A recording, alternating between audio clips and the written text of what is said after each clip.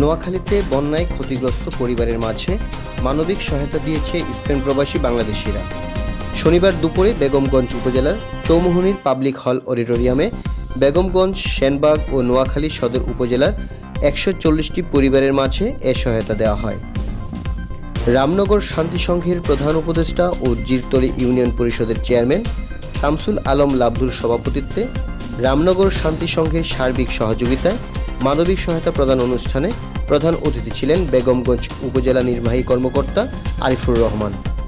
বিশেষ অতিথি ছিলেন স্পেনের মাদ্রিদ বাইতুল মোকাররম জামে মসজিদের সভাপতি খুরশিদ আলম মজুমদার ও বৃহত্তর নোয়াখালী সমিতি স্পেনের সভাপতি আবুল কাশেম মুকুল প্রমুখ।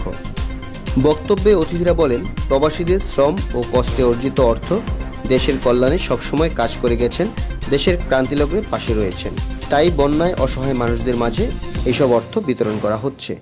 ভবিষ্যতেও অসহায় মানুষদের পাশে থাকবে স্পেন প্রবাসীরা।